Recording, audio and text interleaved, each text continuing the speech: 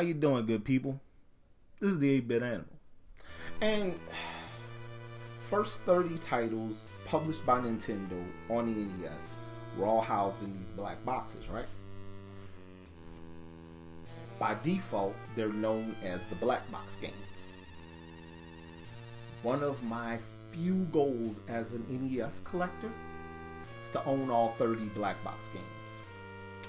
And honestly, I am very close. I have about 22 of the 30. I'm missing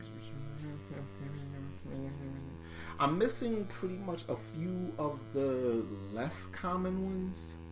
One incredibly common one that I had my hands on, but the label was beat to hell. And Stack Up in Donkey Kong Jr. Math.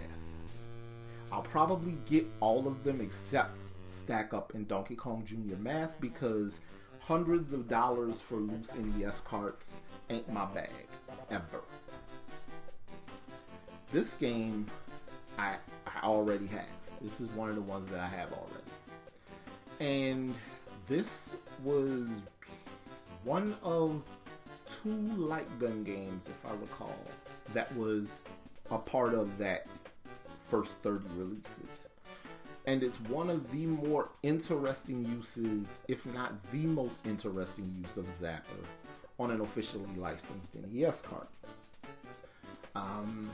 It's from 1986. It was developed by Nintendo R&D 1. And it's a platformer where you don't use a controller.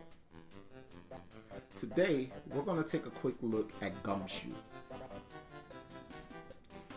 Now, Gumshoe puts you in control of Mr. Stevenson. Mr. Stevenson is a former FBI agent turned private investigator who has received a note from Mr. Big, and Mr. Big not Mr. Big, King Dom. And King Dom has kidnapped Mr. Stevenson's daughter and told him that if he doesn't produce the 5 Black Panther diamonds in 24 hours, it's gonna be some problems. Well, Mr. Stevenson decides to take matters into his own hands and go ahead and get that man them diamonds, right? So he can get his daughter back. And this leads to you walking through the game environment, collecting red balloons, and eventually collecting the diamonds, all while avoiding enemies. Now, you avoid enemies, and you make yourself able to collect the red balloons by shooting Mr. Stevenson with the Zapper. This makes Mr. Stevenson jump. He jumps, he avoids enemies, he collects red balloons, which give him more ammo. As long as you're shooting him, you don't lose ammo. If you shoot and miss him, or you shoot an obstacle or an enemy, you lose ammo. So, best move is to avoid shooting anything but Mr. Stevenson, right? Having a real good shot. And it's weird in explanation, but it's really inventive in practice. The game moves at a steady clip. It auto scrolls, so that makes life a lot easier. It auto scrolls in the same way that the balloon trip sections of Balloon Fight scroll automatically.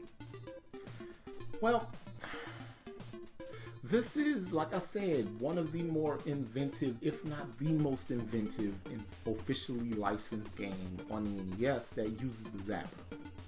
I know we had stuff like Gotcha, and we had stuff like Half of Bayou Billy and Laser Invasion. Yeah, it was Laser Invasion. And those were cool, but those didn't work as well as Gumshoe did. And we're not even going to talk about Baby Boomer, because this is, in theory, an inspiration for Baby Boomer. But Baby Boomer is an awful video game where you endanger a baby, and the baby is crawling through places where babies should never go. unattended. Gumshoe though. Gumshoe's cool. I like it. I like it a lot. Now, if you decide you want to get yourself a copy of Gumshoe, about $5 to $15, good little pocket. It's a good pocket because you get them. I saw some as low as $5, and I saw some for over 20, but most of them are between $10 and $15. I think my copy was about $12 when I received it as a Christmas gift. But yeah, Gumshoe stands out. It stands out because Nintendo released this, Wild Gunman, Hogan's Alley, Duck Hunt. I think those are the 4 black box Zapper games. All 4 of them were cool enough. This is the one that really stands out because it's not just a shooting gallery. This one kind of has a little beat to it, right? Right. This has been the 8-Bit Animal. I'll catch you beautiful people tomorrow.